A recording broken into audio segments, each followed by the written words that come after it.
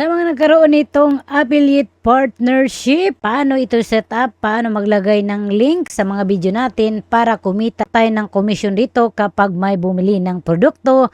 May video ako, panoorin nyo, nasa comment section yung link. Kung may bumili ng produkto na i-promote natin, may komisyon tayo, may kita tayo. At syempre, kailangan natin maglagay ng payment method para yung komisyon natin mawi-withdraw natin. Meron kayo marireceive dyan sa may email ninyo na add payment method and tax information. So, itap nyo lang yarn. Dati pa akong may Shopee account. So, pinaglagay ako dito ng bank account. Dati pa. Ito sa may taas, meron ditong primary bank. Ito yung bangko ko na ginamit dito dati pa nung nag-install ako nitong Shopee.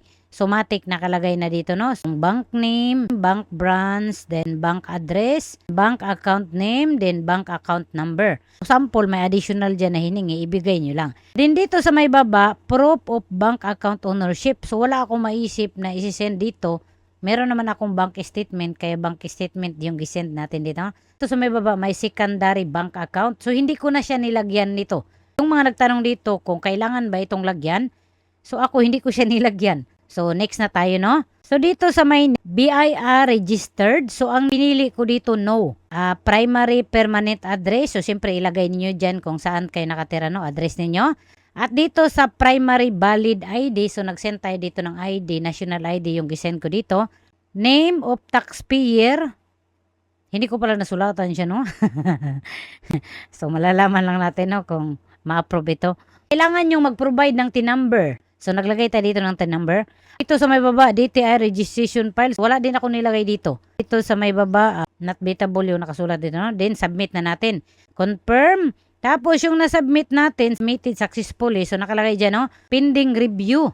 So, hindi ko alam kung gaano ito katagal ng pending review, no? Malalaman lang natin kung ma-approve ba ito or hindi. Kasi nga, pending review pa naman eh. So, mag-update ulit ako sa inyo. So, kapag pumunta kayo sa may Shopee account ninyo, so, scroll down lang kayo. Dito nyo makikita sa may baba itong affiliate program. Itap nyo lang yan. Clicks. So, pwede nyo itap yan. Makikita nyo dyan kung ano na yung status ng account ninyo. Tapos dito naman may order. So kung may nag-order sa inyo, sa akin wala pa. Baka naman mag-order kayo. Dito rin kung may kita na siguro tayo, no? Wala pa naman din tayong kita, no? Pwede rin kayo dito mismo sa may income. Dito sa may income. So makikita din dyan kung may kita na kayo, no? At pwede nyo itap yung profile. Dyan sa may taas sa may settings, pwede nyo itap yan. Sa may payment settings, dito makikita nyo na yung pending review. Hindi ko alam kung gaano katagal yung review ni Shopee para dito, no? Malalaman nyo yan kapag ma-approve ako or ma-disapprove ako. So, kapag nagkaroon kayo nitong affiliate partnership, syempre kikita tayo dito kapag meron tayong produkto na naibenta kasi commission basis ito. Syempre kapag may bumili ng produkto, may commission tayo, pwede natin yung makuha or pwede na natin yung ma-withdraw. So, para ma-withdraw yan, kailangan yung mag-provide ng bank account, TIN number. Kailangan nyo rin mag-ready ng ID. At yun ngang sa akin, yung supporting documents, bank statement yung gisend ko dito. So, malalaman nyo kung ma-approve ako dito, ma-disapprove ako, may kulang ako, mag-update lang ulit ako sa inyo. Kung may katanong kayo pagdating dito sa affiliate partnership, mag-comment na kayo dyan at pag-aralan ko, gagawin natin ng video. Marami pa tayong video about dito sa affiliate partnership, kaya manood lang kayo.